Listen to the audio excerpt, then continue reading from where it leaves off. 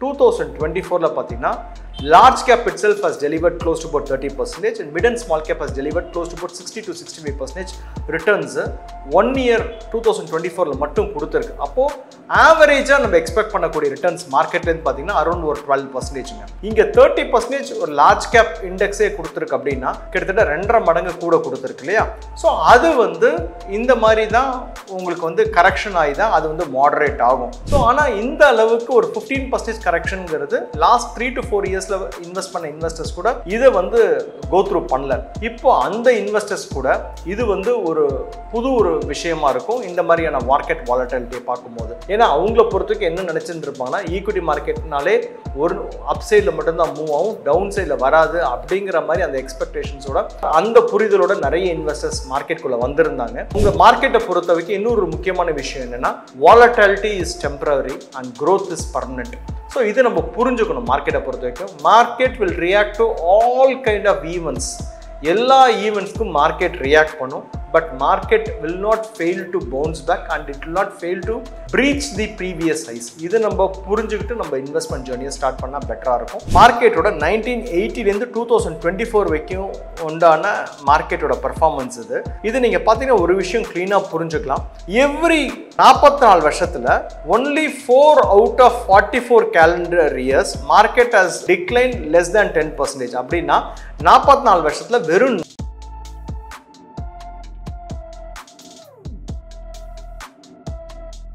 கட்டுமானத்தின் வலிமை, கட்டிடங்களின் பாதுகாப்பு. ஸ்ரீ துர்கா டிஎம்டி கம்பிகள். நேயர்களுக்கு வணக்கம். நான் Mahesh from future wealth investments. நீங்க உங்களோட இன்வெஸ்ட்மெண்ட் ஜேர்னியை இப்போ ரீசெண்டாக ஒரு 6 to 7 months டைம் ஃப்ரேம்ல நீங்க ஸ்டார்ட் பண்ணியிருந்தீங்கன்னா, பர்டிகுலர்லி ஈக்விட்டி ஆர் மியூச்சுவல் ஃபண்ட்ஸில் நீங்கள் இன்வெஸ்ட்மெண்ட் பண்ணியிருந்தீங்கன்னா உங்களோட போர்ட்ஃபோலியோ இப்போ பார்த்தீங்கன்னா கிட்டத்தட்ட ஒரு 12% to 15% நெகட்டிவ் ரிட்டர்ன்ஸ் கொடுத்துருக்கிறதுக்கான வாய்ப்புகள் ரொம்ப ஜாஸ்தி.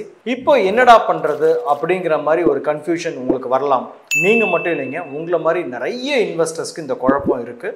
இன்னைக்கு பார்க்க போகிற வீடியோவில் உங்களுக்கு அதை பற்றி தான் நான் டிஸ்கஸ் பண்ண போகிறேன். இது பார்த்து முடிக்கும் போது உங்களுக்கு கண்டிப்பாக ஒரு நல்ல கிளாரிட்டி கிடைக்கும் அப்படிங்கிற நம்பிக்கையோட I'm moving on to the today's content. First of all, நம்ம என்ன அண்டர்ஸ்டாண்ட் பண்ணோம், ஏன் இப்போ மார்க்கெட் கரெக்ஷன் ஆயிருக்கு, இந்த புரிதல் நம்மளுக்கு வேணுங்க. நாலேஜ் ஒன்ஸ் நீங்க கெயின் பண்ணிட்டீங்கனாலே that itself will give you lot of confidence. நீங்க வாலட்டிலிட்டியை பார்த்து நீங்க பயப்பட மாட்டீங்க. ஃபர்ஸ்ட் ஆஃப் ஆல் நம்ம ஃபர்ஸ்ட் அட்ரஸ் பண்ண வேண்டியது ஏன் மார்க்கெட் கீழே இறங்கி இருக்கு அப்படிங்கிறத நம்ம புரிஞ்சுக்கணும். One of the main reason our market has given multi year return in last 1 year.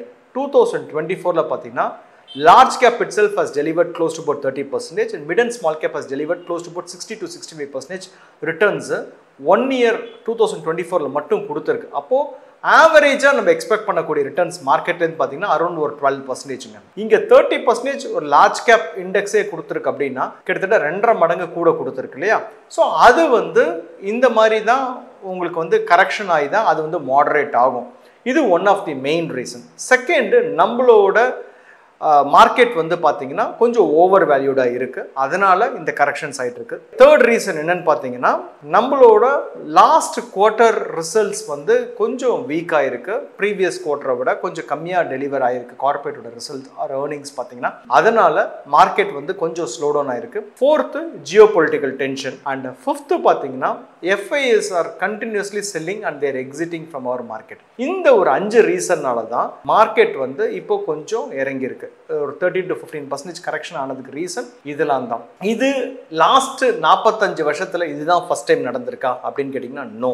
இது இனிமேல் நடக்குமா கேட்டீங்கன்னா கண்டிப்பா நடக்கும். எத்தனை வருஷத்துக்கு ஒரு தடவை நடக்கும்னு கேட்டீங்கன்னா எல்லா வருஷமும் இந்த மாதிரியான வாலட்டிலிட்டி நம்ம எதிர்பார்க்கலாம். அப்படிங்கிற அந்த புரிதலோட அந்த எக்ஸ்பெக்டேஷனோட தான் நீங்க இன்வெஸ்ட்மெண்ட் ஜேர்னியை நீங்க ஸ்டார்ட் பண்ணணும். ஸோ இது வரைக்கும் இன்வெஸ்ட்மெண்ட் பண்ணவங்க லாஸ்ட் 2-3 இயர்ஸ்ல இன்வெஸ்ட்மெண்ட் பண்ணவங்க கூட ஒரு 15% கரெக்ஷன்லாம் பார்க்கல. 2021 ஆகஸ்ட் செப்டம்பர்ல மார்க்கெட் காட் கரெக்டட் 18,500 லெவல்ஸ்லேருந்து 2023 மார்ச் வரைக்கும் பார்த்தீங்கன்னா அந்த 1.5 வருஷத்துல கொஞ்சம் வாலடைல் ஃபேஸில் இருந்தது. ஆனால் 10% கரெக்ஷன் இருந்தது. Market was going on a sideways. So ஆனால் இந்த அளவுக்கு ஒரு 15% கரெக்ஷன்ங்கிறது லாஸ்ட் 3 to 4 இயர்ஸ்ல இன்வெஸ்ட் பண்ண இன்வெஸ்டர்ஸ் கூட இதை கோ த்ரூ பண்ணல.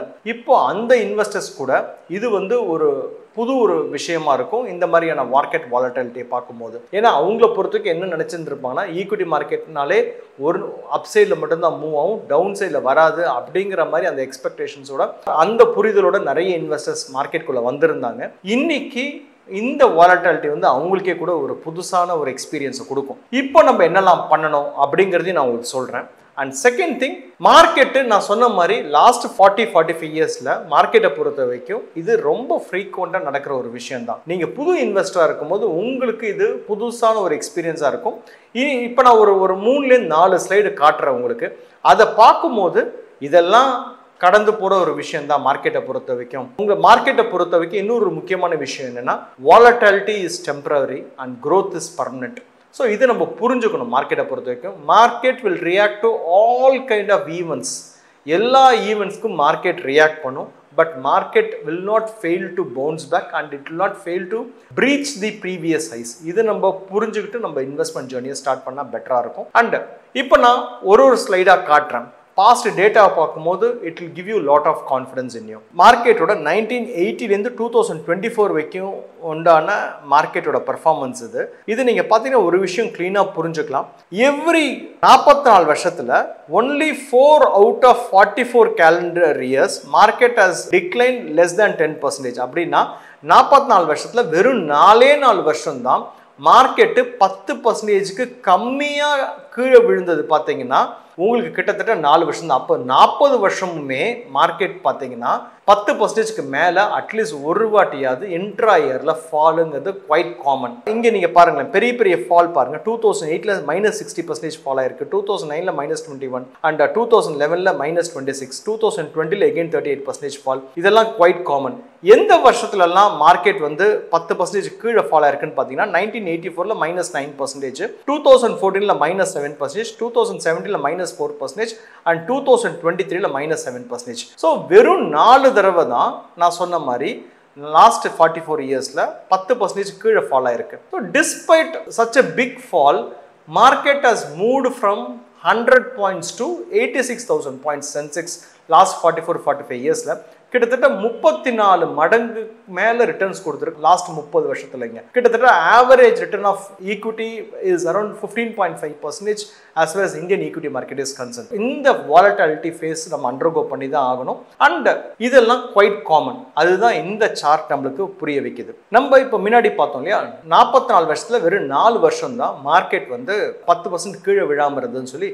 இப்போ நம்ம பார்க்க போகிற இந்த சார்ட்டில் 35 வாட்டி 44 வருஷத்தில் 35 வாட்டி இன்ட்ரா இயர் ஃபாலில் ரெக்கவர் ஆகி மார்க்கெட் முடியும் போது பாசிட்டிவ் ரிட்டர்ன்ஸோட முடிஞ்சிருக்குங்க. இந்த சார்ட்டில் அதுதான் நம்ம பார்க்குறோம். 3 out of every 4 years ended with positive returns. So இப்போ பார்த்தீங்கன்னா உங்களுக்கு 1992 பாருங்க -47% இந்த இயரில் இன்ட்ரா இயர் ஃபால் ஆயிருக்கு, முடியும் போது 34% பாசிட்டிவாக முடிஞ்சிருக்கு. இப்போ ரீசெண்ட் டைம் எடுத்துக்கலாம்.